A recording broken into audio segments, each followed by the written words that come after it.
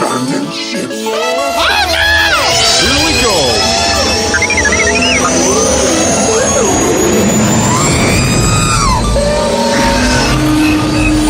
Can I persuade you to join us for a drink? It's a tradition. Here, here. Jar Jar, homie, my main man, quickly. Before the Separatists attack, get into the escape pod. Hey! This is escape, then we're the pod.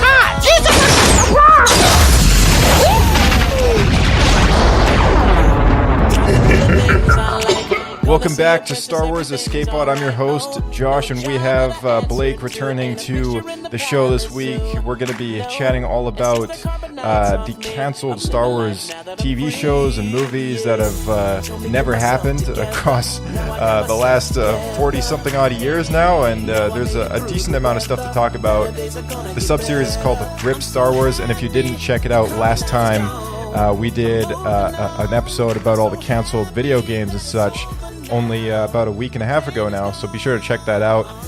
We're going to be getting into all this crazy stuff as well as some of the revived content, so let's give it a go.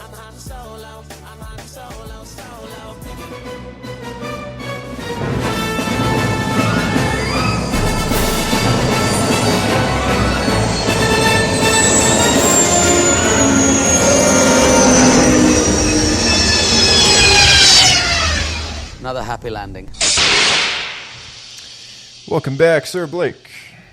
Hello, hello. Yeah, glad to be back. Glad to have you back, and just a disclaimer for anyone listening, if we run into any technical issues and stuff, we are testing out some new equipment here, so that's always exciting. Hopefully this goes all right.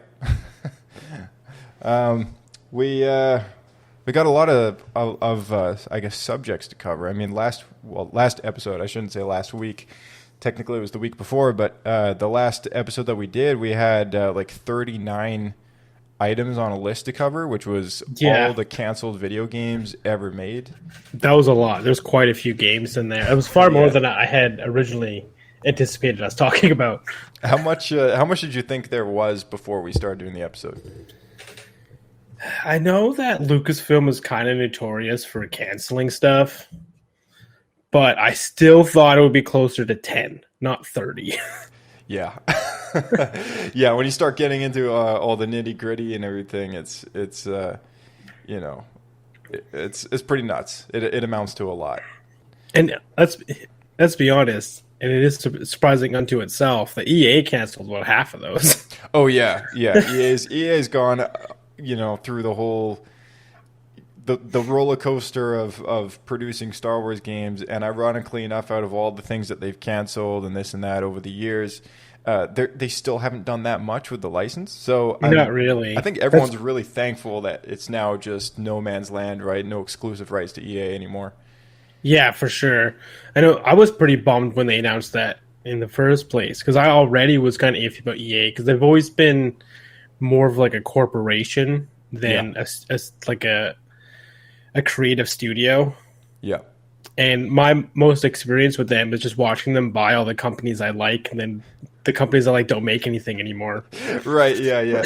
That's just the reality we live in these days too, which is kind of unfortunate, because it's all about the console war and the streaming war these days. So I mean, it's Microsoft and Sony going head to head, and all those two big corporations buying up all these little startups and this and that, and all the indie games go away, and all of a sudden you get a studio of 50 people or 100 people or whatever contributing to the next Fallen Order or whatever, right? Like it's just the way the business works, I guess, and it's a monopoly, right? It's going more and more towards that. That's for sure. Yeah, when people are dropping $500 on a new console, it gets tough, because if you're not biased to one or the other and you're trying to decide which one to buy, it's like, oh well, on the one hand, on Xbox I get the Halo and the Forza and this and that, and then on the other hand, if I buy a PlayStation, I get Spider-Man and whatever else, and so it gets a little tough to try and decide which one you want, and at the end of the day, it's all about those exclusive licenses and stuff. So Sony's really coming out on top lately with all the KOTOR remake stuff, having exclusive license for that for a couple of months. That's crazy. It was just temporary. Okay. I believe it's just temporary. That's what they're saying online. I don't know if it's been publicly released as that kind of information because they don't want it. Probably, here's my theory, is that it probably goes against their marketing agreement with Sony to market it as a PlayStation 5 exclusive. But in reality, it's not going to stay that way. It's probably going to be released after 6 months to a year, maybe on all the other platforms. Yeah, so, after everyone's made the initial purchase, essentially. Yeah, kind of like Horizon Zero Dawn. That was another game that was launched on PlayStation, and then you can buy that on everything now. So okay, it's funny that it's, quote unquote, exclusive to Sony or PlayStation now, when the original games were exclusive to Xbox. Yeah, it is funny. It's funny how things work out. I guess the come full circle is the expression I'm looking for. But yeah, I mean, it kind of works out my favor because I was leaning PlayStation this time around anyway. Yeah. PlayStation's been coming out on top, that's for sure. So this week being all about the canceled movies and shows and all that, we also have some stuff on the list counting revived content as well as a brief mention for the coming soon projects we're all looking forward to. Canceled TV shows, we're just going to start off with the couple that I was able to find. One of them is technically a TV movie, but that just kind of falls under that category. So first up on the list is Star Wars Underworld. This is not the official title. It was more like a working title. Yeah. And I don't know if anyone else remembers this, but George Lucas talked very frequently about a live-action TV show that he wanted to make back when the prequels were wrapping up. And there was about how many scripts? I think it was about 50 hours worth of TV scripts. There was supposed to be 100 planned episodes with an idea to make a show that totaled around 400 by the time they were finished, which is quite a lot. And Star Wars Underworld was set between episodes 3 and 4 and would have been very much evolving around characters within the Underworld. So very much like Mandalorian. It's all about bounty hunters and that side of the Star Wars galaxy. Only a different time period because It's after Revenge of the Sith and before New Hope versus after Return of the Jedi. Exactly, yeah, and Star Wars Underworld, I believe, could have pulled some threads from the canceled video game Star Wars 1313, which we were all looking forward to very much. But that was a slightly different timeline, I think. But this show was in a rough kind of back burner progress, I guess, all the way up until 2010, which is when it was put on hold due to budget constraints. Of course, during that entire time, Star Wars The Clone Wars was kind of the focus project through all of those years. In fact, when Revenge of the Sith launched, I believe they were already doing pre-production on Star Wars The Clone Wars, the theatrical release, because Dave began to work at Lucasfilm only, I think it was 3 months or something after the May release date for that movie. So it was a very recent thing. And then that was 2005. And then in 2008, the movie actually launched with the show that followed. But it's pretty crazy when you start to think of like all the things that they were busy with and the fact that this Underworld show could have actually been a thing. What really surprised me is that George announced it at Star Wars Celebration in 2005. Yeah, it's pretty nuts. The other was Celebration 3, it says here. And I can't believe that. I was way too young to go to a celebration at that time. Enough to see it in the theater, a movie, but to be traveling the world with neither of my parents would have wanted to take me down to a Star Wars convention at that age. It just wasn't going to happen. It's a bit of a long flight just for something that they probably wouldn't really care about, right? So, I envy anyone who was there for that one because. We all love Revenge of the Sith, and you get the release of that, and then the news that there's a Star Wars live-action TV show. Man, that's really it'd be conflicting as a fan, though, because you get all excited as announced this thing, and then you don't hear anything about it for 5 years, except canceled due to the budget cuts. Yeah, 5 years waiting for this, man. That's a long time. It is a long time. Yeah. There's let's see what it says here is.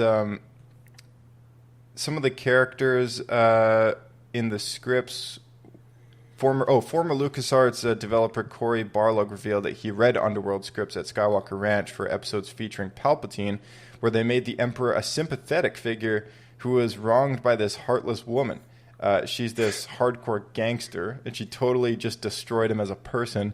And I almost cried while reading it, he says. While this is the Emperor, the lightning out of the fingers of the Emperor, that's something magical. So this is just, I'm pulling this. This is kind of also a bit more widely known.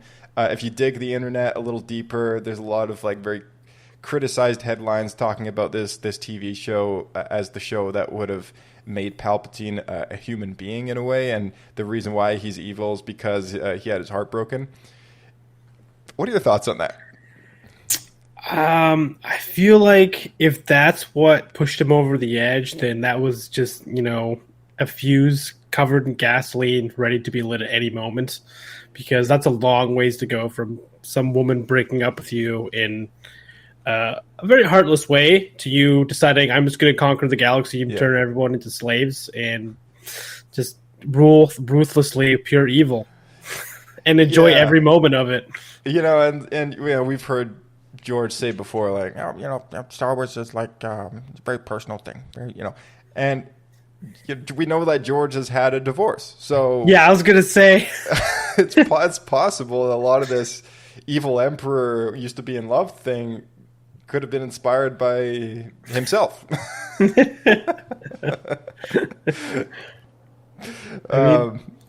Just fits the timeline. Yeah, I mean, just speculating here, but it's possible. George has always had a big fascination with TV. We all know these movies have been called episodes for a reason. He's very much an episodic director. He's always loved television, everything from Clone Wars down to the TV movies he did. We're talking about the old ones, the Ewok movies, the holiday special, even the Young Indiana Jones Chronicles. I mean, television always been a very special thing for George because that's also what inspired him to be a director in the first place.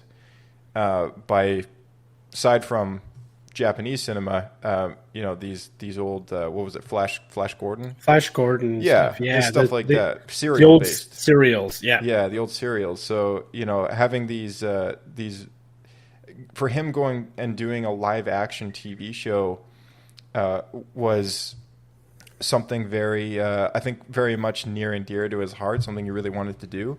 And when I think about more recent projects like The Mandalorian and stuff, and him showing up on set and seeing these photos of him cradling the puppet for the child and all that, for a guy like that to see his license really be used in such a way that the fans appreciate it so much, I think his idea for Underworld, The Mandalorian, is almost like the legacy project of Star Wars Underworld. Like that's kind of even though it's produced by Disney, everyone loves it, right? And that's a successful Star Wars show right there. And it's TV, and it's exactly how George wanted to do it, because the reason why he never went through with actually making the series is he wanted it to still hold up the quality of the films. But he couldn't figure out a way to do that under the budget that he had for television, right? Like the technology just wasn't there. And here we are, like 15 years later for Revenge of the Sith, and we finally have the tech coming out with like Mandalorian as we see it. I mean, obviously the budget's still higher than TV back at the time frame where George was actually trying to create the series. Right. But through a lot of the new tech that we're seeing in Mandalorian, it's a lot more realistic of a project. Yeah. Yeah, and there is Underworld test footage and making of for this show. If anyone is curious about what this show would have looked like, there was some test screening shots taken by the Stargate studio, which is most widely known for producing and doing all the visual effects for Stargate.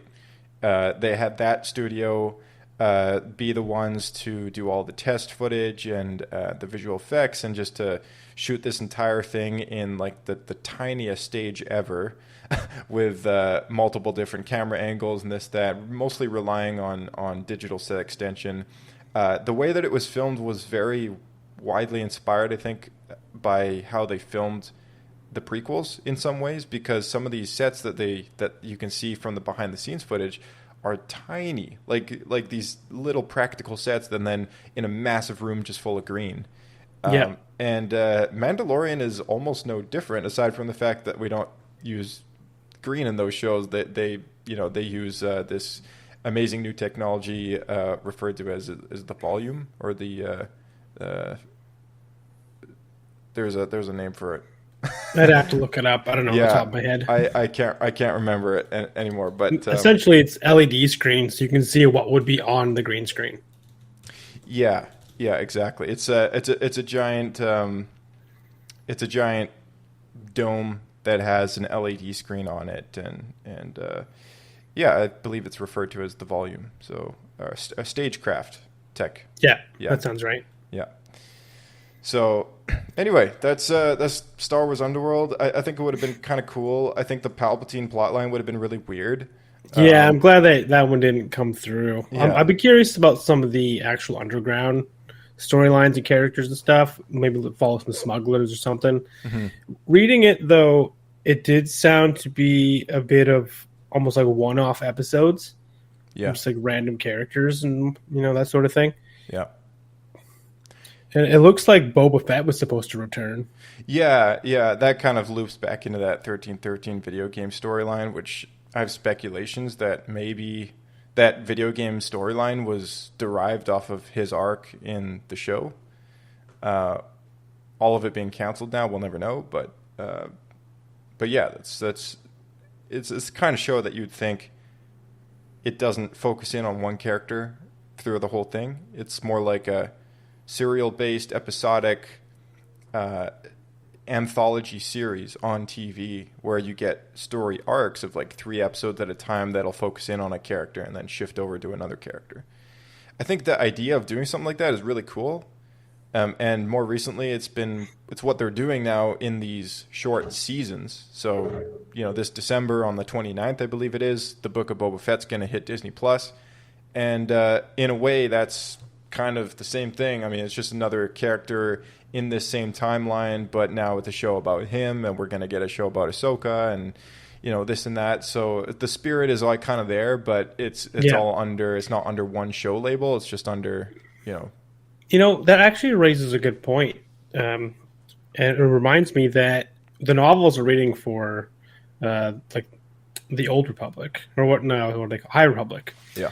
They have multiple books all taking place in the same timeline and having them kind of interweave. I wonder if that was almost a test to see if they could do that with the TV series. Yeah, I wonder. Yeah, no, that's definitely a good point.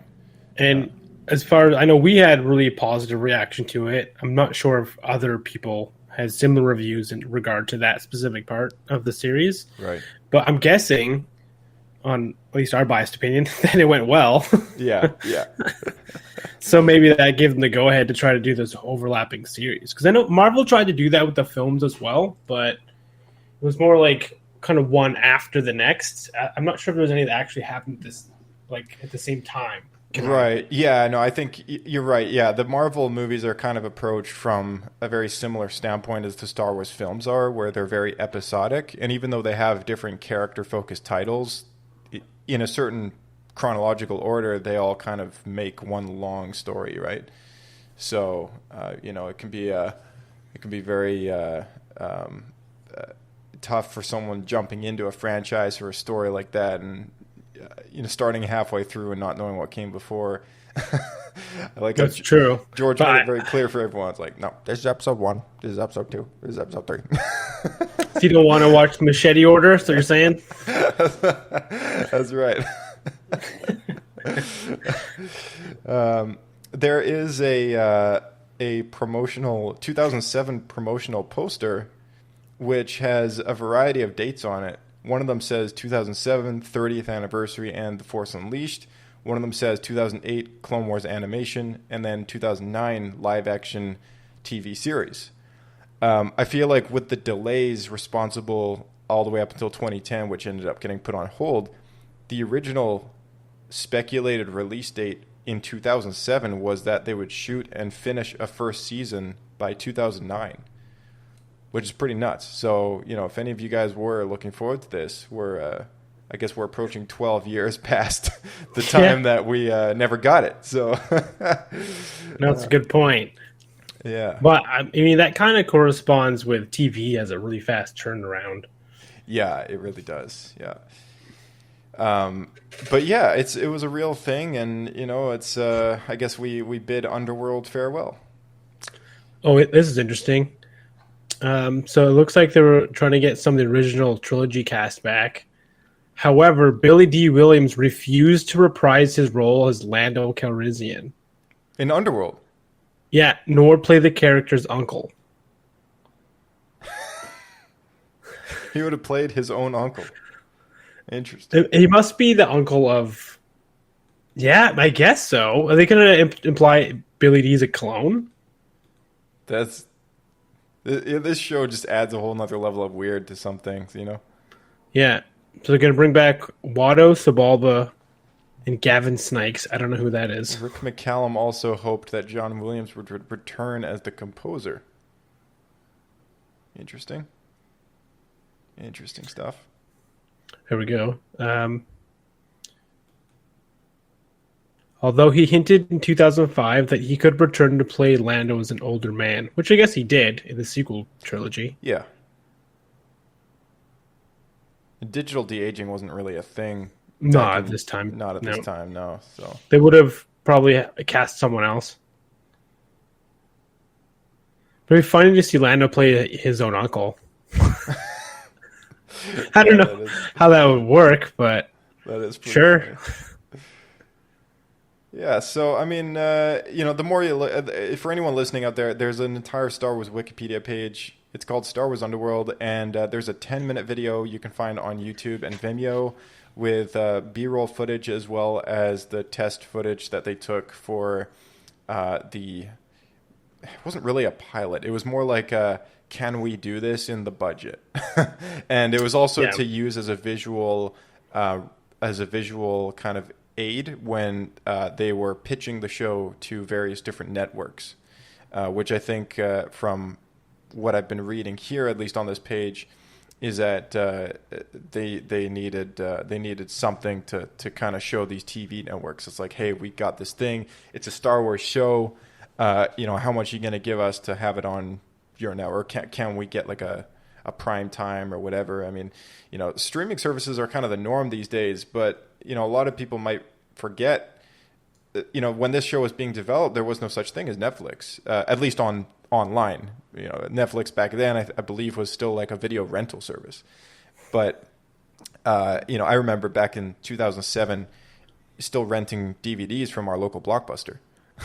So, having a TV show like Star Wars: The Clone Wars air on Cartoon Network was like a pretty normal thing, right? You had to like tune in, otherwise you'd miss it, and you have to wait a couple weeks and then buy the digital episode on iTunes or something like that, right? Or wait for the season. Yeah, or wait for the DVD. Yeah. No Blu-rays, DVD.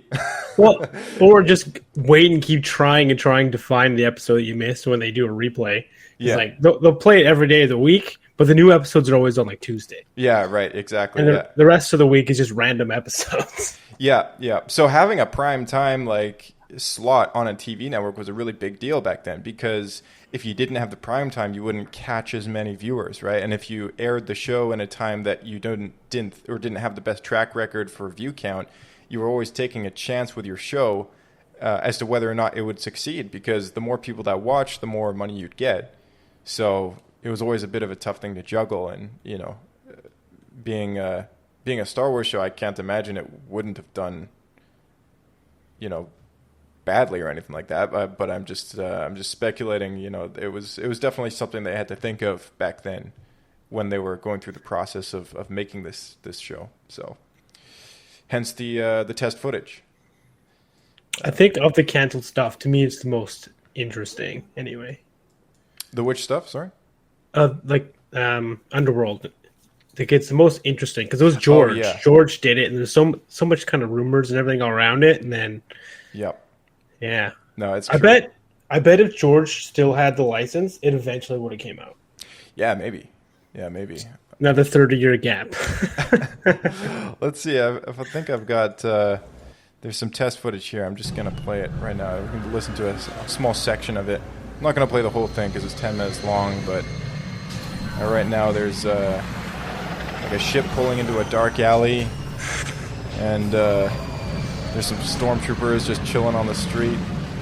Just straight out of the prequels. Yeah.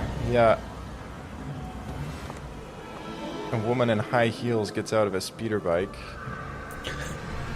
And the idea of this little short that they made was it depicts a rebel agent stealing plans for an Imperial Star Destroyer and setting off an electrical attack on Imperial stormtroopers. Reports rebel activity in the area. So what turned into Rogue One? Yeah, basically.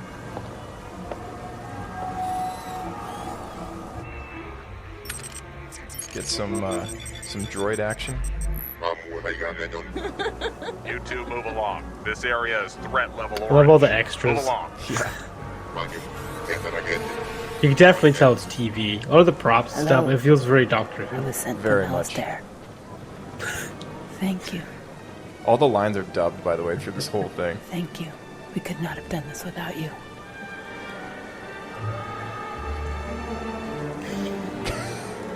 Anyway, I'll stop it there, but what's up? Okay, you clip this part out. But the Zencaster, like, your hat, kept showing up with all the people. We can leave this in. We can leave this in. All right. If anyone knows what Snap Lens is, you can put like little AR, things on your face and stuff like that on Zoom calls. Right now, I got one active, which has our very own Star Wars Escape Pod logo on a hat, which is being AR'd onto my head. But when I tilted my webcam for our co-host here to see the video, it started putting the hat on everyone in the video. So that's. So, I don't know how George managed to do it. Before Star Wars Escape Pod was a thing, he had everyone wearing Star Wars Escape Pod merch in the test footage. I got to start utilizing this webcam a little more. Take some photos of those. That's great. I got to take a photo of George Lucas with the hat. And that's a good idea. That's a great idea, right? And just take a... You got to tweet that out. I got to tweet this out. Yeah, I got to tweet this out right now. You know what? Let's do it. Which image are we going to pick here? How about that nice portrait from from back in the day? Let's see if this will work. Oh, there's some nice pictures here with him and his wife, and you can have them both wearing Star Wars Escape Pod merch. Oh man, there you go.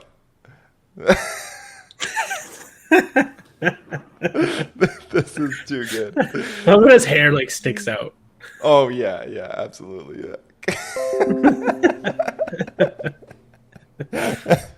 All right, let's move on to the next one. So yeah, if anyone wants to see that full video, look it up online. It's pretty easy to find, and I'll put the description. I'll put the link in the description of this podcast episode. So you got it. Next up is Star Wars Detours. Let's just... I don't know if any of you guys remember, but there was supposed to be an animated comedy show, very much like a kid-friendly version of Robot Chicken, but not with dolls. It was actually like CG animated. And it was produced by Seth Green and directed by Todd Grimes, also created by George Lucas. There's 39 produced episodes, and split in half would have made 2 seasons of the show. And ever since Disney bought Lucasfilm, they have kept this thing locked away, like just in the vaults, like in the Disney vaults down at the bottom beneath your spare boxes and everything else. Like this is where they buried it. And instead we got shows like Star Wars Resistance and such. But I don't know, this would have been kind of cool. Like it would have been funny, I think. I had mixed feelings about it. I at this point, because obviously it wouldn't be canon, all this sort of thing, I wouldn't mind just seeing it, but I feel like it'd be really cringy. Here's a trailer. Let's check out this trailer. A long time ago, far away. You ready? Punch it! Yo, dudes, the Empire's pretty chill. Maybe you could, join it or something. No, I left a message with your roommate, but your machine was full, so your landlord hung up on me when I was walking your dog because my homework ate it. I got dressed for this. Half dressed. Put some pants on, man. Hey, so, how's my nose look? Oh! Are you ready for the ribbon-cutting ceremony? Man, will I be happy when we can stop pretending this thing's a mall. This is no space mall. This is more like some kind of a Death Star. Death Star. I like the sound of that. Aha! This is a ploy. No. It's a ruse. No. It's an ambush. No. A subterfuge. No. A confining device. A snare. A box popped up with a stick. It's a front. Was it? Yeah, that's Bane with a mustache. It's a wrap. Where's my hat? I was not It's a expecting trap. Cat Bane to be in this. Sorry. Just finally figured it out. On my way back to the office. Couldn't get it out of my head. Gotta go. I'm double parked. Hey! Oh! Oh! Oh! Oh!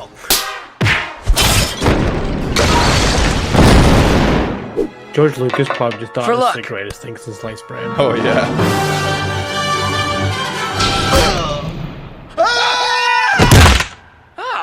It's a matte painting. They haven't finished this chasm yet. I guess they went over budget. Don't make me take your arm off, Sonny. Old Ben needs grocery money. Can you just order me a hot dog? Shouldn't you be haunting Darth Maul or Yoda? Go haunt Yoda! Yeah, I think those everybody bits hate would've been me good. so. Obi-Wan Well, and how Force honest do we Qui-Gon. want to get? Oh, yeah.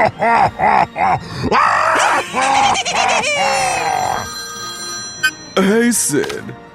A commercial audition, really? Wow, Leia, you look really... Amazing. Yeah, I know. Why are you staring at me? Yeah, I'm famous and hot. Deal with it. I don't feel like the center of attention anymore. Fix that. Vader! Nothing says It's vacation almost over. like Quite like seeing everyone's you a again. caricature of themselves. Yeah, that's kind of the idea, I think. You big breathy bummer. Welcome back, my master. I'm just How hesitant was though this? because I feel like Robot Chicken did a really good job, and I don't know how they could do more than that for a full series. You know, It sounds like a lot of the same voice actors, too, which is funny. Single screws. Well, let's just say there wasn't a cloud in the sky, which was confusing since it was raining chicks. Who's that? She's pretty. Well, Leia, that is Queen Amidala. Great politician, terrible taste in fashion and makeup and hair and men and bad judgment in just about every area of her life except for did politics. a lot of work though. Do you know if the whole series was finished? She's dead. Yeah, I believe 39 episodes were finished, right? Like 2 seasons worth. I'm not R2! Nobody's talking to you, trash can. Wait, do you not get it, people? His name was Strange. I think they Windu would've and he just went out a released it. window. Huh? Just like Disney doesn't want to put it on Disney Plus, they should just release it on like Blu-ray and call it a day. Yeah, I know, right? Like, it's just money sitting in a drawer that they haven't cashed in, or a check sitting in a drawer they haven't cashed in on, I guess, right? And the thing is, the longer they wait to put it out, the less it'll be worth. No, exactly, yeah. And I know that they've shown some of these at conventions and such. Like, they had 1 or 2 episodes playing on repeat, just randomly on a TV, like near one of the booths at Celebration. But it was just, it's kind of like the 3D releases of the prequels. Like, the episodes 2 and 3 never saw the light of day, even though they were made, and now they're just used for like special occasions. Yeah. The only one that was actually publicly released was episode 1. Yeah, I And went to then- that in theaters. Yeah, and then when Disney bought the company, they canceled the releases in theaters for the other ones, which made no sense, aside from the fact that they wanted to just move away from cashing in on prequel era money. But, you know, it's just this kind of comedy show, though, it reminds me a lot of the same style as Marvel's MODOK. I don't know if anyone listening has watched that Marvel's MODOK, but it's basically the same idea. And, let's just listen to the rest of this trailer here, and then... That joke was hilarious, and you all liked it. Hello! I'm a fool for dancing, and you're a dancing fool. Hit it!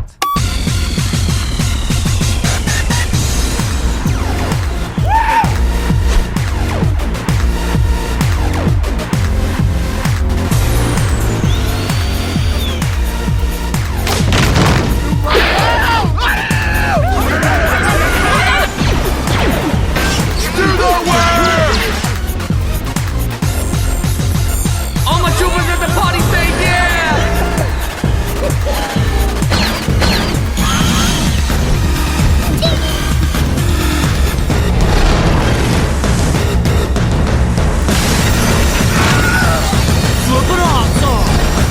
service here is slow. We haven't even ordered. I know. Kind of reminds me a bit of Toy Story. It would be good to order already. I know, that's what I was saying. At least with the I thought you were gags. disagreeing. Yeah, it would be good to order For already. slapstick. Zito!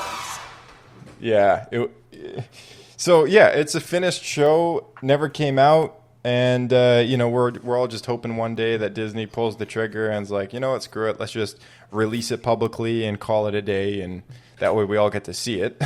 I think they're just so embarrassed by it, they just refuse to let it out. I think that's the case, yeah. But then the other thing, though, is like Star Wars Robot Chicken was, I don't know if that was, I don't know how the licensing works, like in the licensing world, but Star Wars Robot Chicken, they have made new ones, like ever since the third full movie, I guess, came out, which was all the little shorts stitched together, right? They did 3 DVDs.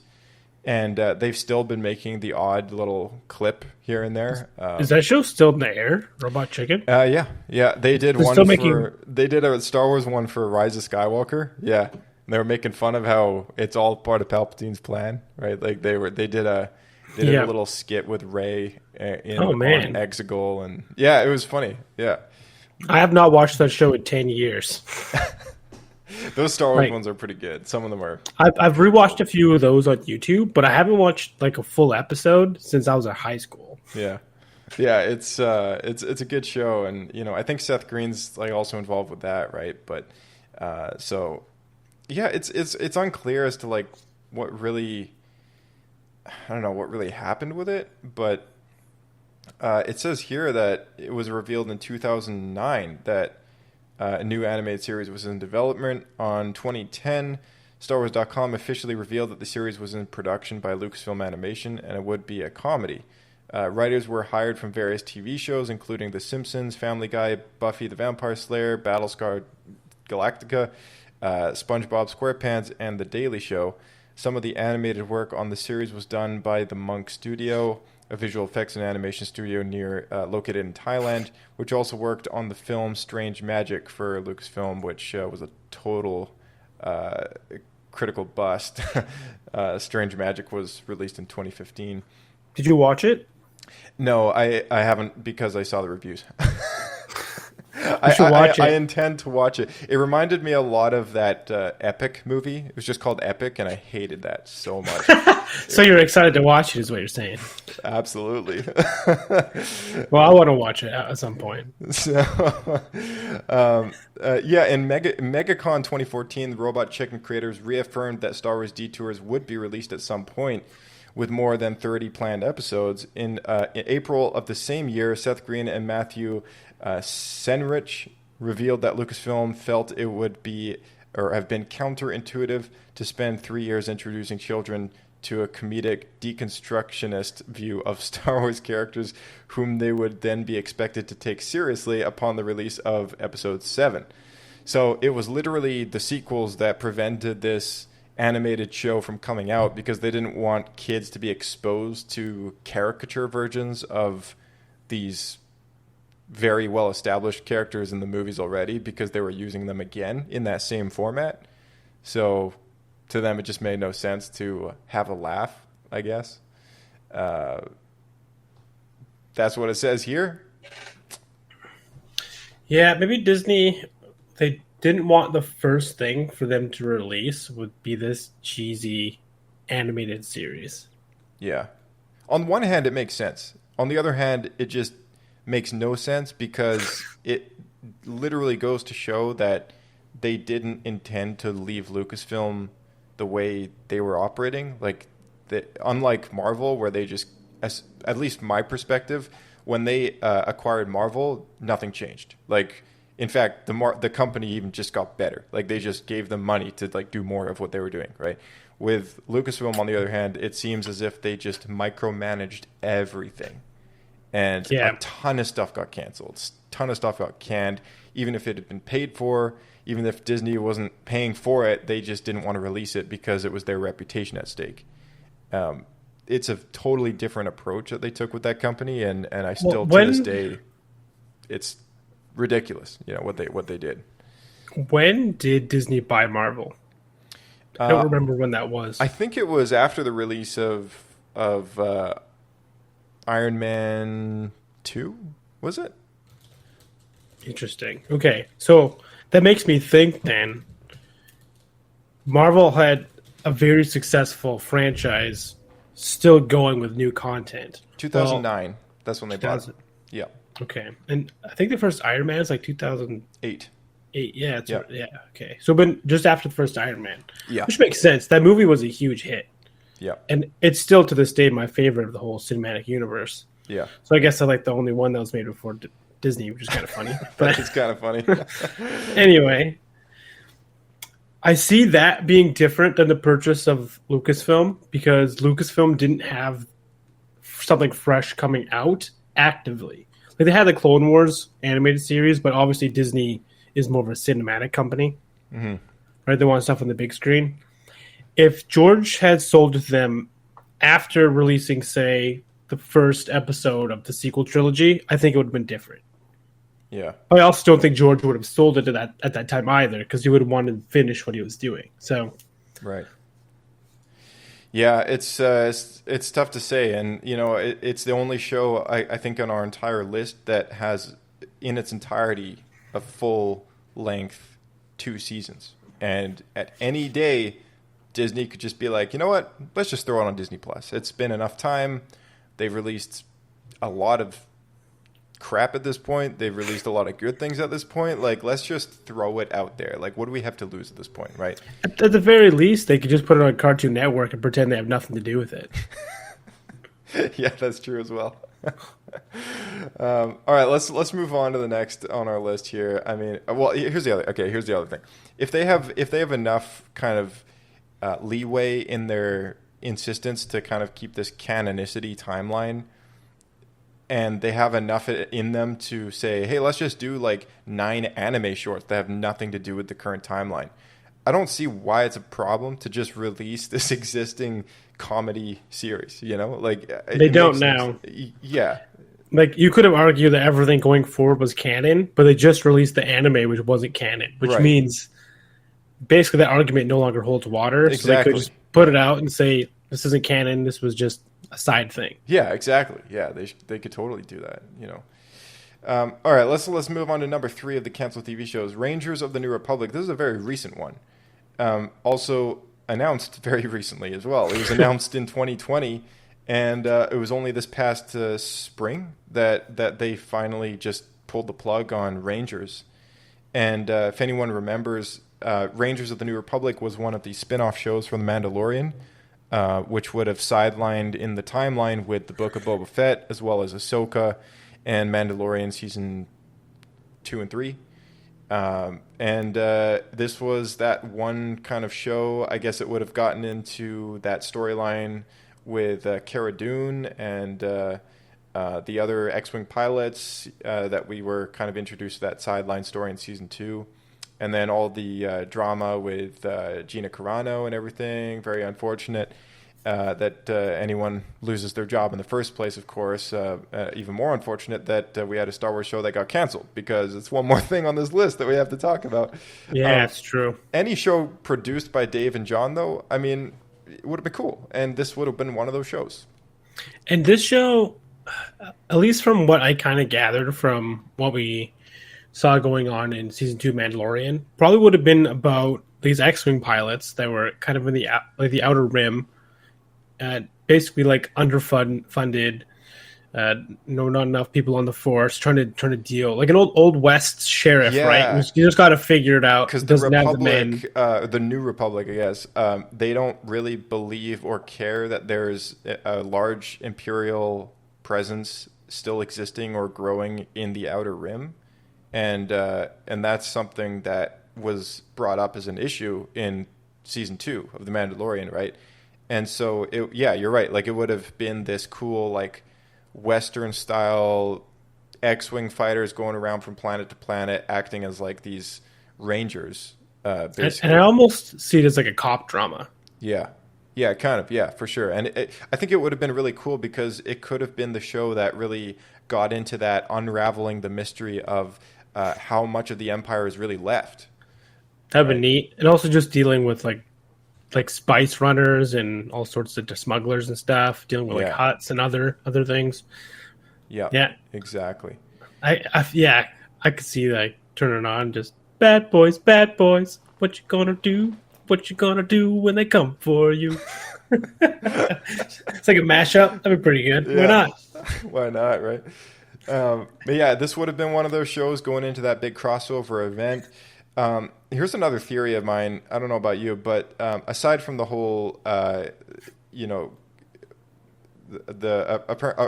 from the whole Gina Carano thing, as far as TV shows and plot lines go, sometimes things can get canceled and redone, right? Like it's very common in the production of a movie or a show for things to be rewritten. I mean, we saw rewrites with the Kenobi show.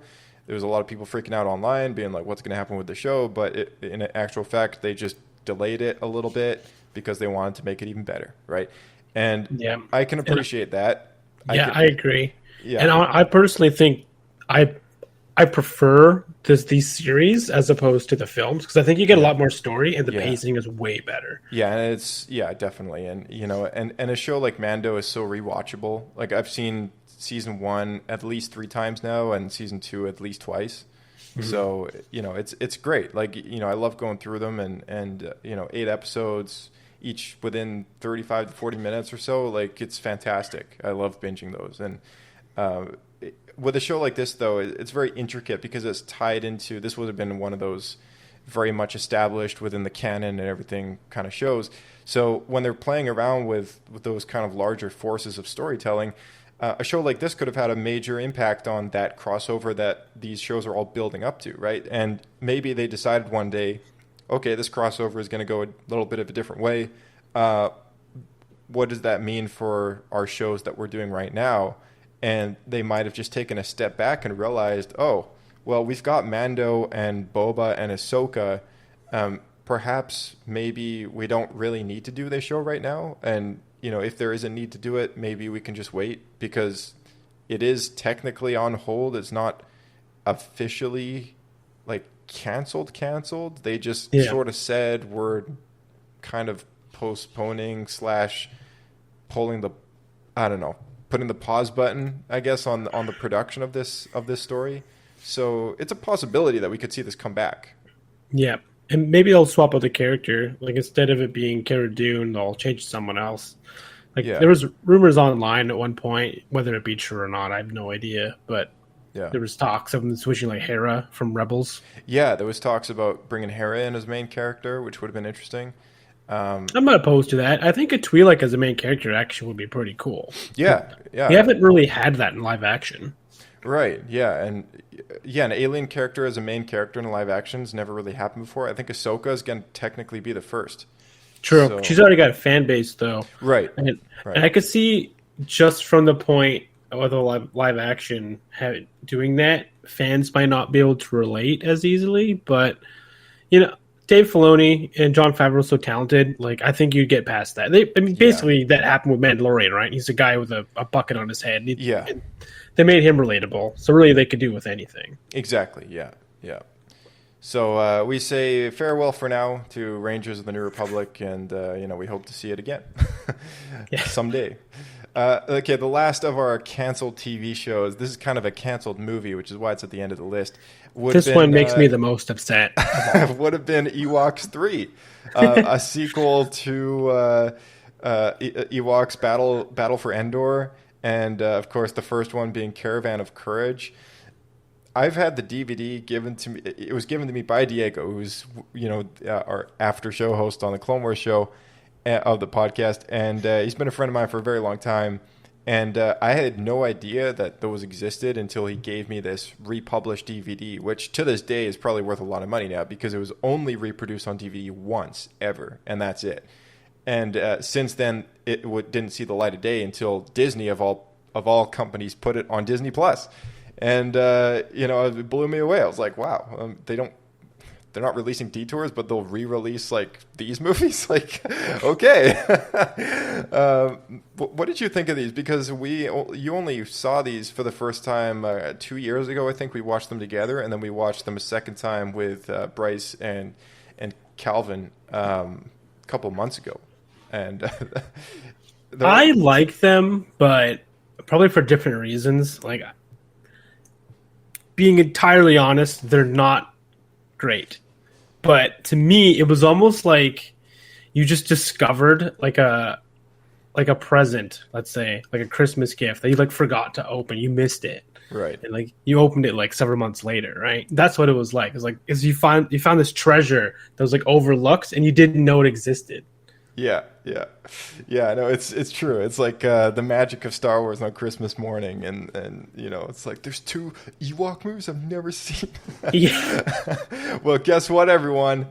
There would have been a third one, and apparently it was in development and eventually scrapped and never made. A reason for this is not known. In 2010, during an interview with Star Wars Interviews, Daniel Frischman, the actor who played Deej Warwick, who was one of the Ewoks on those movies in the 2 previous Ewok films, commented that he had never known anything about this project, possibly meaning that his character was not going to be involved in the film's story, which also remains a mystery. So it's one of those things that's like, oh yeah, this makes sense. It would have happened like the way that Star Wars trilogies do, but it might have been something that was brought up in the writer's room for 2 or 3 weeks. They got as far as a really rough outline, and then it was scrapped. Like that's kind of my thoughts as to like the process of how far they made it with that one. That's what it sounds like. It sounds like they didn't even get as far as a full script. Yeah, no, which definitely. Is kind of too bad because I'm actually really curious what it would have actually been about. Yeah, I'm kind of curious about this too, which I don't know. I guess we'll never see it, and it's never going to be made. But I don't know. They're funny to watch. I don't think they're super like great, but for someone who's never seen them before and who's really big into Star Wars, might not even know about the Ewok movies unless they're old enough to remember them on TV, and showing them the first time, like Calvin, you know, a guy who didn't even know, big Star Wars fan, didn't even know that they were a thing. It was really funny watching his reaction, I guess, when you see that. That's pretty much all they're good for now, is like watching people's reactions watching these movies. The story themselves are meh, you know. Yeah. I mean, you could argue the same thing for like the Star Wars Christmas special. Yeah. But that's even cringier. Yeah, and we're looking forward to the commentary track this year when that drops on Disney Plus. We're going to be doing. Oh man, it's going to be awful. But we have to do it. Oh yeah, we're doing it. All right, let's move into the canceled movies here because our clock's ticking up. So first on the list for canceled movies is the Rian Johnson trilogy. Now, it's worth noting first and foremost that this trilogy still may or may not happen. The only reason why it's on this list is because ever since it was announced, it's been too long since they have given any updates, and could be one of those things that just disappears into the void and never happens again. So according to Rian Johnson, it is still happening. But that's Rian Johnson. So, yeah. You know, he's the director. He's the guy that, you know, he's not the guy with the money to make the movie. So as far as Lucasfilm was concerned, depending on how well these shows go, because that's pretty much all that they've got planned up until the Rogue Squadron movie. And then, of course, Taika Waititi's movie, the only 2 movies that we know of that are in production. This Rian Johnson trilogy could be a big enough thing that they're like, oh, well, that's 3 movie commitment. Let's just put that on hold for a little while because we want to focus in on these other things. And as we know from the release of Solo, that releasing a Star Wars movie 6 months after another Star Wars movie is a bit too much. Fans just won't buy it, right? So no, that's a good point. It's funny reading Rian Johnson's tweets in regards to this trilogy, though, because he's just getting really defensive. Oh yeah. Like, here's a quote from the Star Wars Wikipedia. This is from Rian Johnson's Twitter. No, it isn't true. I'm still working on the trilogy. With all due respect to the movie bros, I'm sure who are lovely kind of bros with good fraternal intentions. I remember one tweet. There was someone who said, "Hey, Rian Johnson, you working on your trilogy still?" And he replies with just a little fist bump. It goes, "Yup." Yup. Yeah, I remember that one. It's so good. Like, yeah, this guy's got so much confidence that his 3 movies are going to happen, and you know, we could be laughing at this 10 years from now, or we could not be laughing at all when they actually come out. Yeah, it's true. So yeah, it's it really. It could go either way at this point. Yeah, it's a roll of the dice. But the reason why I put it on this list is because it was supposed to be. Well, let's just read out this little section here at the end. In 2018, Bob Iger said there would be a slowdown on the release of Star Wars films because he felt that there had been a little too much too fast. He reaffirmed this in April 2019. We will take a pause sometime and reset. There will be other Star Wars movies, but there will be a bit of a hiatus. And then on May 7th, 2019, Disney released its 2020 to 2027 theatrical release schedule, which revealed that Star Wars films are scheduled to hit cinemas in 2023, 2025, and 2027. We know for a fact that none of these, I don't think, are the Rian Johnson movies because Patty Jenkins' Rogue Squadron X-Wing movie is first and foremost the next theatrical movie that we'll see.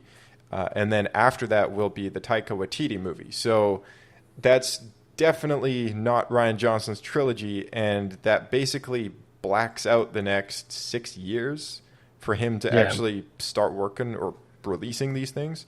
So it won't be anytime soon that we're going to see these movies, and it just has you wonder, are they even going to happen at all? My thoughts are they probably aren't. Yeah, that's my guess too. Like, even if what happened during the Last Jedi with the splitting of the fans wasn't his fault, I feel like now there's such a stigma around his name that from Disney's perspective, it would just be a marketing catastrophe. Yeah. So even if it went well, they still would make as much money as they could. Right. Yeah, exactly. All right, let's move on to the next one on the list. So, farewell to the Rian Johnson trilogy. And the next one up is the unreleased Boba Fett movie, which, of course, now we're getting, ironically enough, this year, it's December 29th, the pilot, or the first episode, I guess, is going to hit Disney Plus for the Book of Boba Fett. But before we even had a Mandalorian show, way back when was it, 2016 or something like that, it was announced and release of 2018 according to this. 2018 release, we would have seen a Boba Fett movie, and it was supposed to be planned and directed by Josh Trank, and a screenplay by Simon Kinberg, who is a producer on a lot of the X-Men movies. Josh Trank is really well known for his movie, was it Chronicle? I think it was. Yeah, that sounds right. Yeah. And then Rian Johnson was Looper. It kind of came out similar time frame. Yeah. Josh Trank also did the reboot movie for Fantastic Four. And the rumor is that Fantastic Four did so badly with the on-set experience of crew and whatever else, the planning, the execution of that entire movie, not to mention it flopped. But it was because of that he kind of got, canned, I guess, for... Forced out of the project. Yeah, forced out is probably the best way to put it. When you're dealing with any kind of creative process like this, forced out is probably the best way to say anything like that. Yeah, I mean, he's a Star Wars fan. He directed a Star Wars short film, which he posted online in 2007, called Stabbing at Leia's 22nd Birthday, which depicts a lightsaber duel breaking out at a normal party and concludes with a triumphant opponent being arrested by stormtroopers. On May 1st, 2015, Lucasfilm announced that Trank had walked away from directorial duties on the second Star Wars anthology film. Trank explained that he wanted to pursue a smaller project, having spent 3 years on Fantastic Four. So it could be a bit of a mix. Like, it's like, oh, Fantastic Four was a flop. Maybe you're not the right fit on a big budget movie, and then at the same time, he just didn't feel it anymore. He's like, maybe. Well, it sounded like he didn't have a good experience on that either, and because he didn't have a good experience, everyone had a bad experience. Yeah, exactly. So, exactly. I could see some truth in these words, basically. Right. Yeah, and and we're grabbing this all from the Wikipedia page. So if anyone looks this up, you can always take note to the bibliography at the bottom of the page from where this news came from. And it's worth noting that a lot of these articles we're going through, the referenced StarWars.com web blogs have been removed since they've been posted. So, they are. There is backup links for web archives, but StarWars.com did send out an article on June 4th of 2014 about the announcement of this standalone Star Wars film. And the rumor was that it was Boba Fett. It was never announced it was Boba Fett, but we all knew it was Boba Fett. And it did say at the time that Trank is currently working on Fantastic Four for 20th Century Fox. So, amongst the process of doing that movie, I guess it just kind of fell apart. And the interest to do Boba Fett was still there. So I'm glad that we're now getting this show. Now that we've seen the execution of Robert Rodriguez in The Mandalorian and his episode there, he's kind of taken the helm of this Book of Boba show. And who is directing the Boba Fett series? Do you know? Robert Rodriguez. Okay. Sorry. So him having taken the helm of that show, we know that he can do it because he did it in Mandalorian.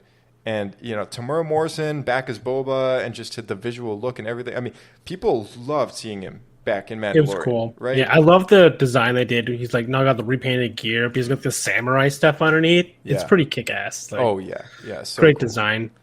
Reading a bit farther into this wiki, though, it says at one point James Mangold took over and started working on a Boba Fett film as well, which... Yeah, he was the director of Logan, the Wolverine movie, and I think a Boba Fett style film in the same light as Logan would be amazing. Would have suited very perfectly. Yeah. That being said, obviously that's not going to happen at this point, but it would still be really cool. I will say this: it will still be really cool if James Mangold has an interest in making a Star Wars movie. It would be cool to see what he can do because I love Logan. It is such a good movie, and he did a great job. He did that one and the Wolverine, and both of those movies I just thought were fantastic. So, if he ever did come back to do a Star Wars movie, I would love to see what he can do. I mean, he'd be the guy to bring a character like Dash Rendar to life. And we have a friend in mind when I say that. So, Dash Rendar, I feel like he's more suited to the small screen Dash, but we'll see. Yeah, we'll see. Yeah. Farewell to the Boba Fett movie, and we're looking forward to the Book of Boba Fett. Now, it's worth noting a lot of these things, including the Boba Fett movie, these anthology movies, including actually it's 2 up on the list from now, but some of these single standalone movies, just throwing it out there, would have likely fallen under that canceled sub-label, A Star Wars Story, because we've had 2 in that label, and there was a whole plan to do the episodes and then the anthology movies, which so far we've got Rogue One, A Star Wars Story, and Solo, A Star Wars Story. They would have kept going and done that for 4 other movies. Boba Fett, A Star Wars Story, Kenobi, A Star Wars Story. They would have just kept it going and going and going. Says Yoda here. Yeah, so since then that plan has changed, obviously, with the...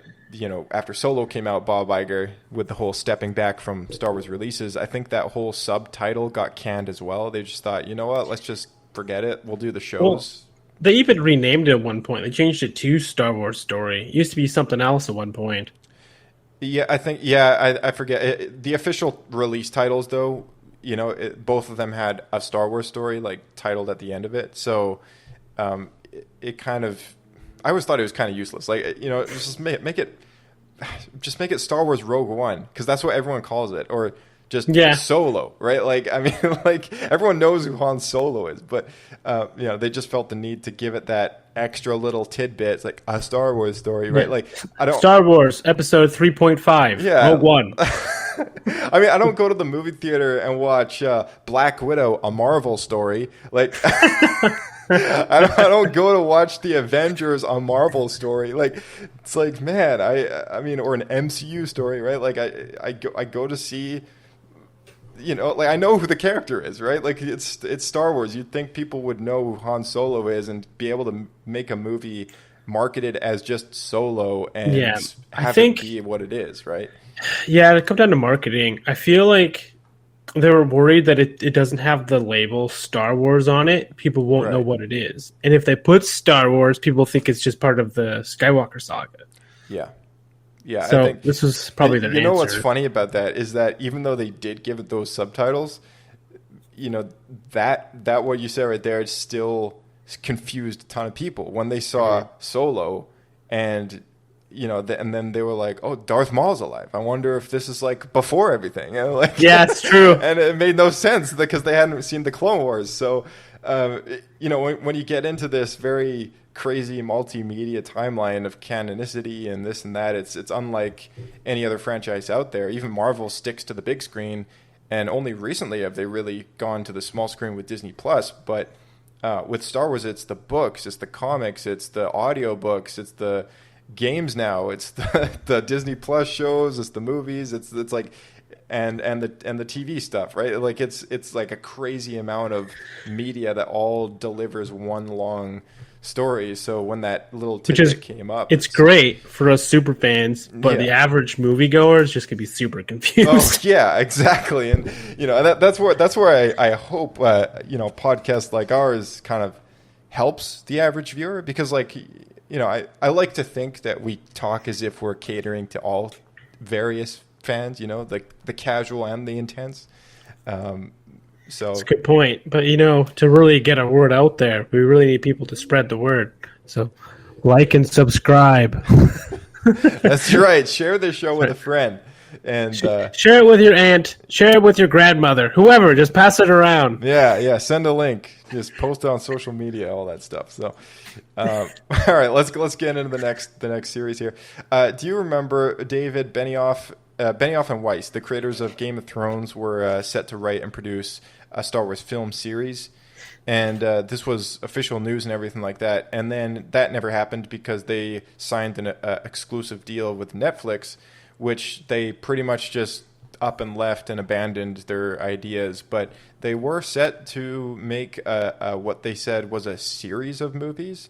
And this was the untitled film series that many of us thought was going to be set in the Old Republic, because having their experience with Game of Thrones and this and that, having that intense medieval kind of fantasy vibe about it just seemed to ring true with Knights of the Old Republic. Like, we all want to see hundreds of Jedi versus hundreds of Sith, and these were the guys to do it. And it sucks that it never happened, but I was so excited for this series. I thought it would be I know, because I was really into Game of Thrones at the time, because when they announced it was before the final season, right? Yeah, that's right.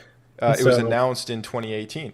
So yeah, and I would love if they would have made a Star Wars series, maybe not as in depth and extreme as Game of Thrones, but in the same light of Game of Thrones in like the Old Republic era, would have been amazing. But they outright said, like, we're done with TV, we want to do feature now. Which makes sense. Work on a shorter timeline of project, you know what I mean? Yeah. So I don't blame them on that. But I almost wonder if what happened was the final season that came out, and it wasn't as finished as a lot of the previous seasons. There's a lot of like stuff that came through, like the coffee cups on the table, that sort of thing. Yeah. And the fan reaction to the finale, I feel like that didn't help them in this situation. And I wonder if Disney maybe tried to get them to take less money or something. Yeah, you're saying it was like a Josh Trank situation, right?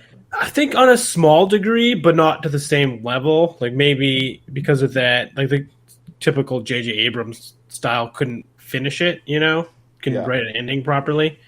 And so maybe Disney got cold feet. Maybe, yeah.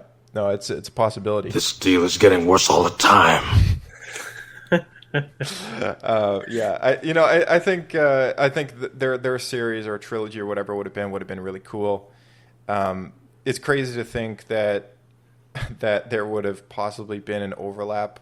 There was before we just realized, okay, Rian Johnson's trilogy is probably never going to happen. There was an overlap where the Benioff and Weiss trilogy or series would have overlapped with production of Rian Johnson's trilogy. So that right there is like 6 Star Wars movies, and it's like no wonder they decided to kind of take a step back and reevaluate. But I think George Lucas, it says here on the page that apparently he visited the set of Game of Thrones and directed a scene. I would love to know what that is. That was in 2019 in the final season. I think it's really funny though that George directs like a scene in the final season and the final season tanks.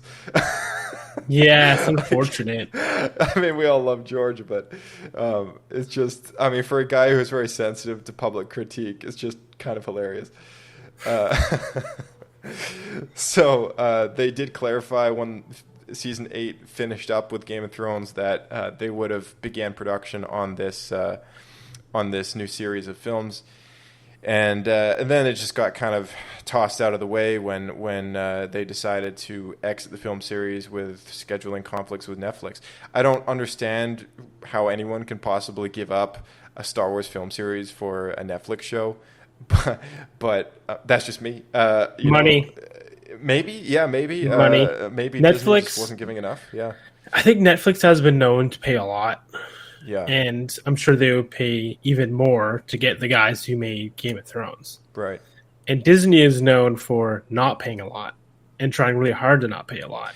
So, yeah, exactly. I mean, everyone knows about the whole the Black Widow thing going on with Scarlett Johansson, and trying to secure her amounts. But COVID has thrown a lot of question into the debate. But yeah, it's true. Like they have this reputation of being like somewhat conservative with their funds when they can, and if a sequel or if a movie doesn't do well, which another company would consider doing well, they consider a flop and just decide not to make a sequel. We've seen it happen with The Lone Ranger, Tron 2, and there was a variety of other things. I think even Treasure Planet, like that was supposed to be followed up with a TV show and a sequel, and none of it happened because the film didn't do as well as they thought in theaters. Which is a shame because it's one of the best movies to come out from the era, in my opinion. Oh yeah, totally. And it's just instead we got Lilo and Stitch and the endless sequels. But oh my gosh, it's just one of those things where it's like it's a very corporate company with a lot of people on the board and a lot of people deciding whether or not they should spend the money on this or that. And it's like, I guess at some point they just call it a day and be like, you know what, this isn't going to happen. We're just going to pull the plug. So. It's too bad. I guess, maybe Benioff and Weiss were like, screw it, let's go to Netflix, more money. I mean, that being said, if Dave and John are able to handle all of the shows and not it'd be too much for them to handle at once, I'm totally happy with them just controlling the entire ship. Yeah, they've done totally. Everything they've done so far has just turned to absolute gold. So. Well, and I very much eagerly await the day that Dave Filoni directs a movie. Yeah, that'd be great. It's going to happen. It's got to happen. And I feel like he's got to be on people's radar now that he's done Mandalorian, right? It's got to be on the way. And this is how George trained him too. I mean, he trained him doing Clone Wars to think of it as a big screen theatric. So, technically with Clone Wars the movie, I guess I forget if that was directed by him or not, but. Being a showrunner on it, he obviously had a lot to do with it, and so he's got some experience there. But many years have gone by since that movie, and public critique loves Mandalorian, and I don't see why he wouldn't be able to do a theatrical film. But a couple of years goes by, we'll see. Next on the list, we got the Kenobi movie, Obi-Wan Kenobi: A Star Wars Story. Once again, one of those sub-labeled movies that just got canned. We are getting anthology film. Yes, thank you. That's what it was. Star Wars anthology film. Yes, the Star Wars anthology series. Now, of course, kind of like Boba Fett being transformed and the legacy of that in the spirit of a Disney Plus show. It's the same thing. I'm not too heartbroken that the movie was canceled because I'm very much looking forward to this series. Agreed. Hayden Christensen returning as Darth Vader / Anakin Skywalker, assuming we get some flashbacks to Clone Wars or something. It's going to be cool. And like Mando, they're using stagecraft to tell the story of Obi-Wan in the desert on Tatooine, or so we thought. He's on the desert. Maybe he's going elsewhere. And I think it's supposed to be 6 episodes long, so a short season. And 10 years after the events of Episode 3, so halfway between 3 and 4. It's going to be cool. So I'm really interested how they're going to make it work, because we know he needs to probably be pretty close to Tatooine, and if he leaves, it's got to be very brief. Yeah. because you got to be back to look after Luke. Right. Yeah, and I'm not heartbroken at all about this movie because we get a show that's probably got a lot more content to it anyways. So, Again, I feel like shows like this, because I feel like maybe it's because on Tatooine, it's got to be like a really Old West kind of feel, really slow. Yeah. Similar to the first season of Mandalorian, I guess is kind of what I'm thinking. Yeah. And you can't really do that in a movie these days. I know if I go back and rewatch a lot of the Old West movies, like the pacing is so good. Like it actually feels somewhat realistic in that regard. Whereas every single modern movie I watch, at least Hollywood, is just so crammed full of stuff. It just feels like you're sprinting. Yeah. They just try to throw in so many ideas at once, right? And yeah, it's just, it ruins the movie, in my opinion. I think that was part of the problem with the sequels. It just felt like it was just all rushed. Too many cooks in the kitchen as well. Yeah. Speaking of the sequels, next up on the list is George's sequels. Probably the most important thing on this entire list, in my opinion, and the last of the canceled movies. A lot of conversation over this podcast has transpired about these movies, so I don't want to fixate them on for like. We could do an entire episode just on these movies alone, so we won't make it too long. But I will say, out of everything on this list, this I think is the most important title out of all of them because it's what would have changed what Star Wars looks like today, as well as the Disney Plus shows. It would have altered pretty much everything because the idea of the sequels, beginning with the rewrites of The Force Awakens. Was originally, as we know, George's outline being tossed out the window, was very different compared to what Disney ended up delivering us. And, we don't really know too much about his versions of the movies. But just out of curiosity, what do you remember from those initial announcements of Disney buying Lucasfilm and the announcement that George would stay on as a creative consultant and that the writer was Michael Arndt, who did Toy Story 3. He was the screenwriter. Yeah, I remember that. Yeah. What else do you remember about that? I think you described most of it. I remember George was supposed to still be involved. And I thought that it was going to happen was Disney was going to distribute it and it would be under the Disney brand, but George would still remain as like somewhat in creative control. Bit of a showrunner on it in a way. Yeah. Yeah, exactly. So he would be maybe not making the final shots, but he would have like creative involvement. Yeah. And that's why he picked Kathleen Kennedy. He'd worked with her before. And she was going to, I guess, be the middleman between George and Disney. Yeah, the George's sequels are the reason why, I think, or part of the reason why Kathy is running the show still at Lucasfilm, because he wanted someone who he knew and trusted to help him produce his movies, even though Bob Iger had not promised him that they would make those movies when he sold the company.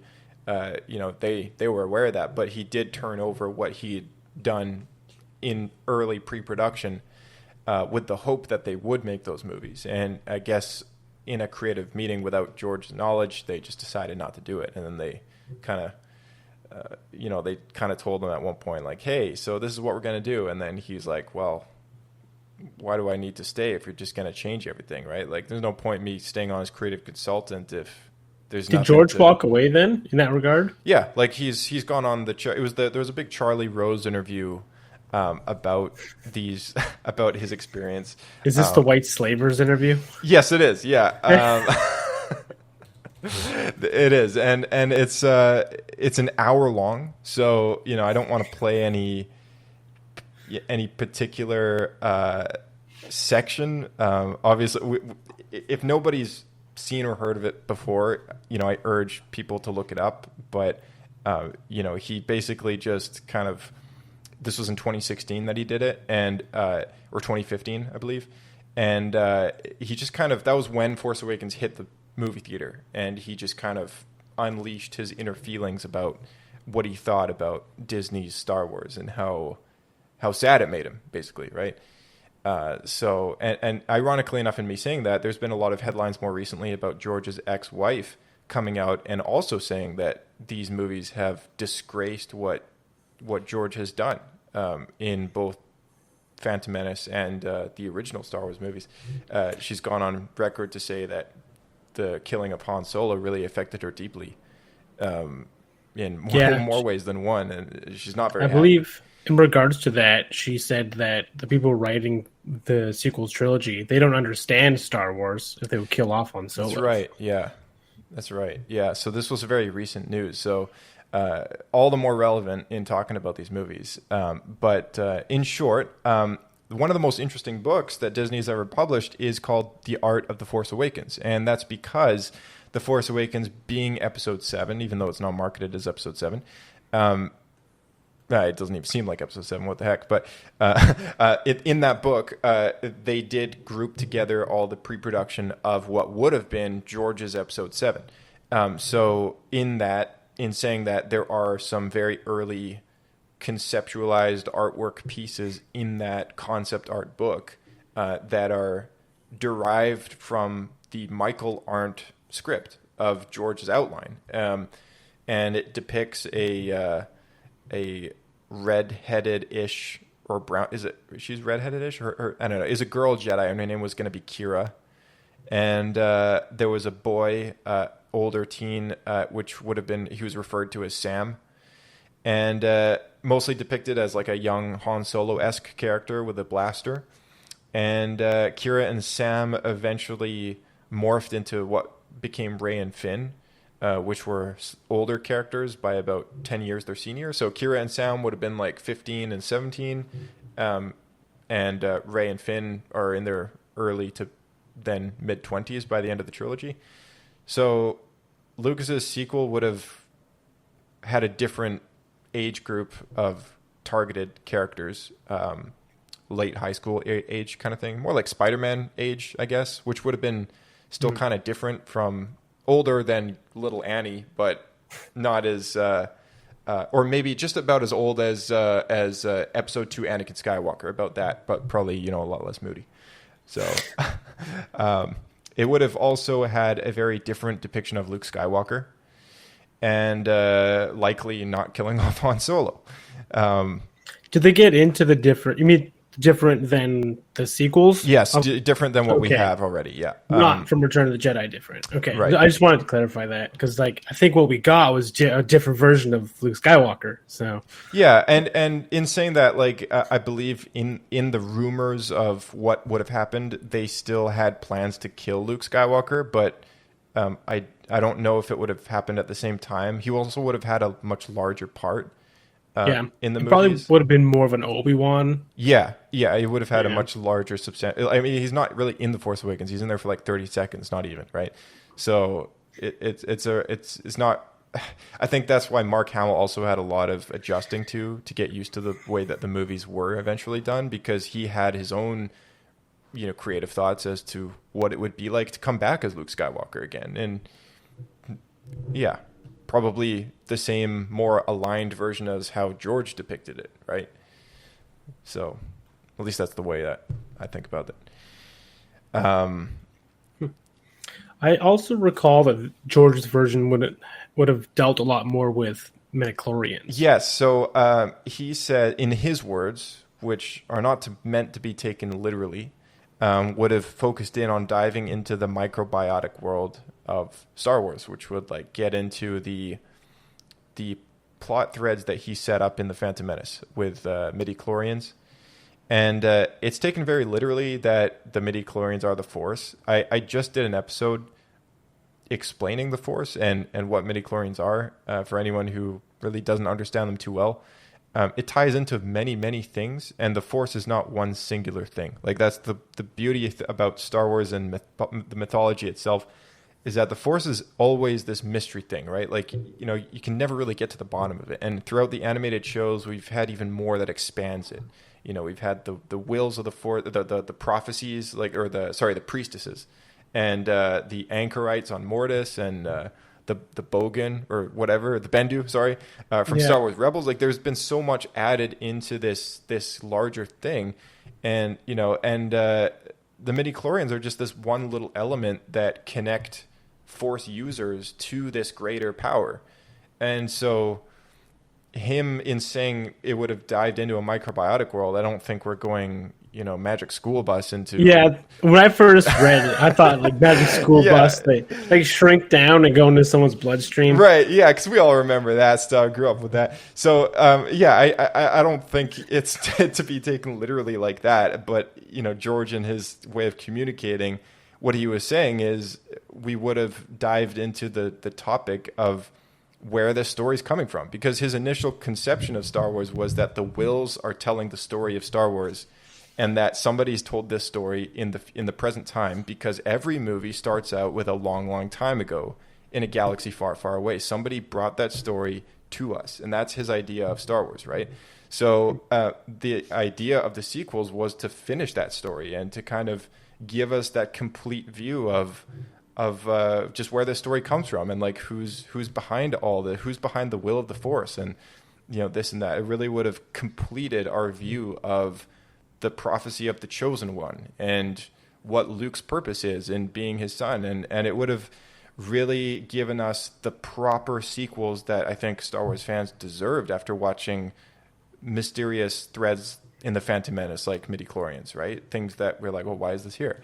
And I think we still, as fans, we deserve some of that stuff. Like, I think we all long for the maker's story, and in saying that we're probably never going to get it, but I bet the term midichlorian is never referenced again, and maybe in the comics, but I doubt it'll ever come up again. Actually, in The Mandalorian, they said M count. Oh. Yeah, that's close. It's close. They didn't want to use the whole word. Though. I mean, that's Dave Filoni bringing back the Lucas into the Star Wars, right? I wonder if he would have said midichlorians if Disney would be like, nope. Yeah, maybe. So let's use M count and sneak it in there. Maybe it was some derpy intern at Skywalker Sound who was like, he cut the midi-chlor out of the word and just kept the, or idi-chlorian is like, that's just the M count. He'll be the hero of his hometown if we publish an episode that, takes out the whole word. But anyway, it's not, midi-chlorians are not to be afraid of. I mean, if you're a Star Wars fan, you hate them, I hope between this episode and the Force episode that we're able to kind of change your perspective on midichlorians. But if you continue to hate them, that's your opinion. Anyway, let's move on to George's sequels, everybody. I would have loved to see them. I know you would have loved to see them.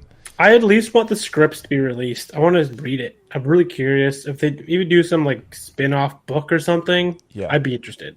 Yeah, definitely. We all know Lucas's opinions on the sequels that we did get. Obviously, the episode 9 had a negative reaction amongst most people, including the fans, as well as episode 8. And I know some people do tend to like episode 7 quite a bit, but it is the one responsible for setting up what we got.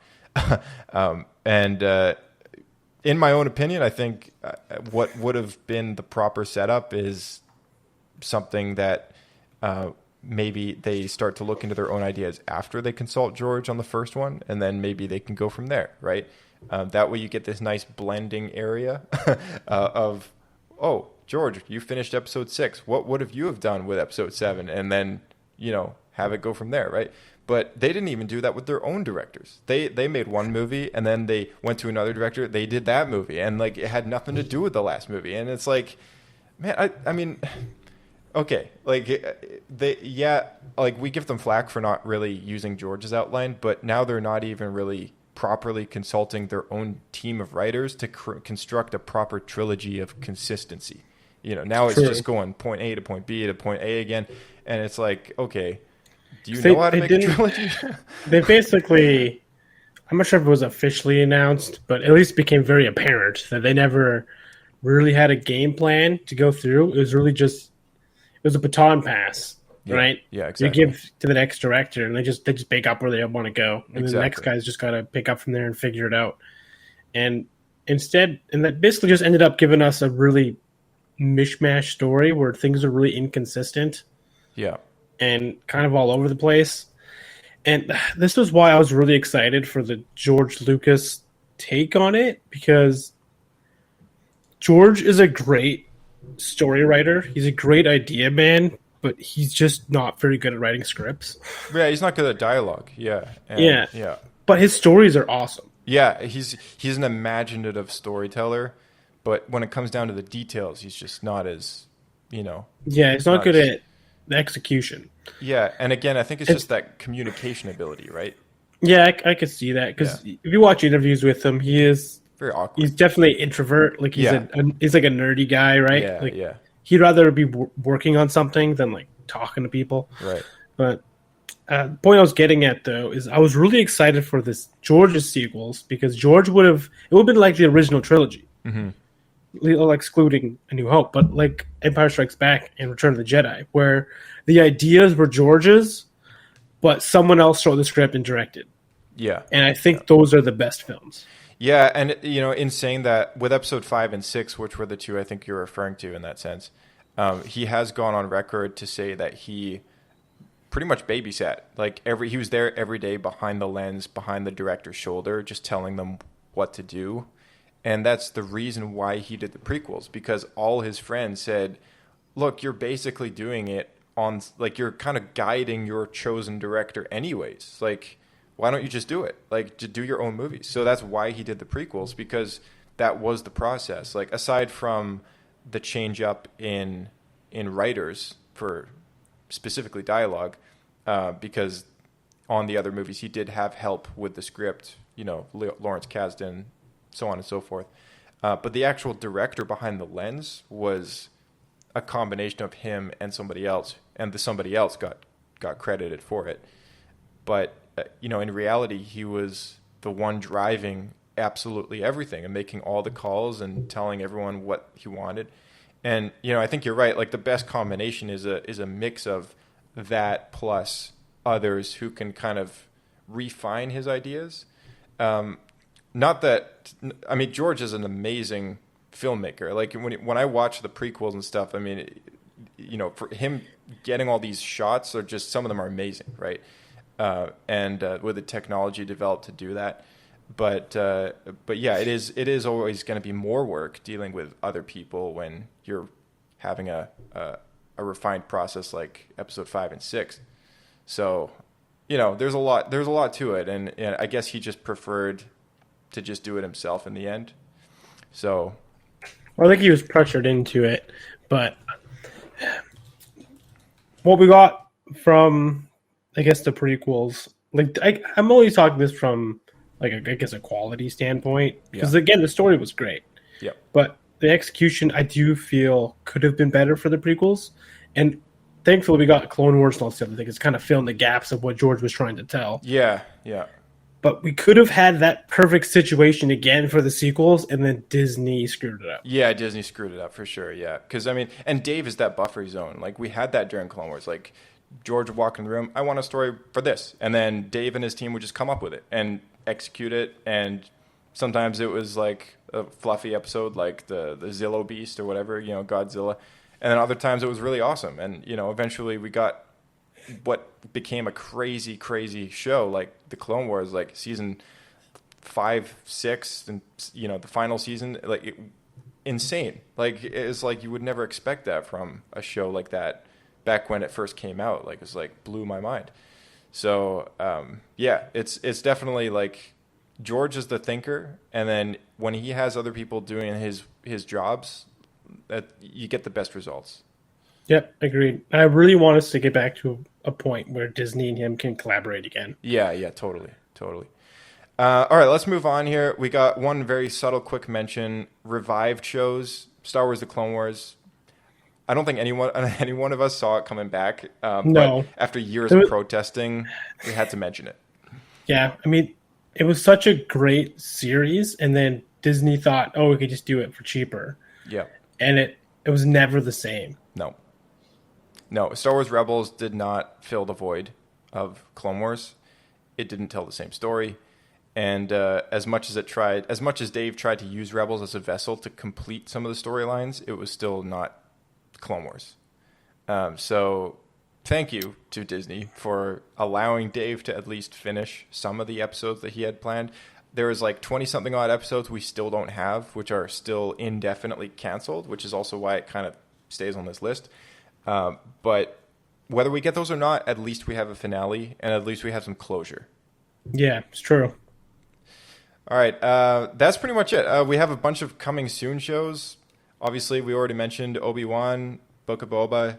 Mandalorian Season 3 is going to be next year, I think, as well as Andor, which is going to be a Rogue One prequel. And, of course, we're also looking forward to the live-action Ahsoka show, Bad Batch Season 2 next year. And we've been really getting into all this High Republic content lately with the books and the comics and this and that. The Acolyte is going to be premiering in a couple of years, and that will be the tail end of the High Republic, which is about 50 to 70 years before the Phantom Menace. I wonder, this is something I feel like Star Wars keeps doing, and I find it really annoying. They make something, and then they go back and make something in front of it. Yeah, they're always jumping around the timeline, making all these. It's really annoying, though. Right now, it's three different eras right now. They got the High Republic era, they've got the New Republic era, which is, Mando and all this and that. And then they're also producing shows in the, I forget the name of the era now, Rise of the Empire or something, which is Kenobi and Andor and all that. Yeah. Post-Sith. Yeah, post-Sith, yeah. But like Andor is an example, because they made Rogue One, and they're like, oh, let's make another story about like the character Andor and Cassian. So they just go back in time and do it in front, which is kind of annoying because now the actor's like aged. Because it's been several years since that movie came out. Since the actor's got to be 5 years older. Yeah, it's something like that. Yeah, it's aged a little bit. So like it's not too bad, but it's making the point, and I'm getting it here. And they're going to do the exact same thing again. They're setting up to have to do it again with the High Republic. Yeah, because they're going to make this, like you said, they're going to make a series. Episodic series at the end of the era, and then they're going to go backwards. Let's be honest, that's what they're going to do because they're at the end. So then, why not just start at the beginning? Especially because there's a whole new thing. Yeah, like in a couple of years, we'll get like the Old Republic, like even before the High Republic, right? Well, they'll probably go back like 10, 15 years and do like a prequel to some character. Yeah, it's something like that. Yeah, I mean, the last thing on this list is the Lando series, which also. With that in mind, it's like, is this series a prequel to the Solo movie, or is it a sequel to the Solo movie, or is it something completely different? Is it going to be Billy D in like post Return of the Jedi era kind of thing, right? That'd be interesting. We don't know. Like they haven't released any details. Yeah. Like when was this announced? This was announced in the full slate in 2020 with all the other shows, with all like. Rangers of the New Republic, Ahsoka. It was just announced in that massive wave of content. Star Wars Visions, right? It was all announced in one go. So this is the one that we know very, very little about, like next to none. Aside from, same with Rangers, but at least Rangers we kind of knew where it was coming from. Like this one, we don't even know, I think, what it's about. The official description is everyone's favorite scoundrel Lando Calrissian will return in a brand new event series for Disney Plus.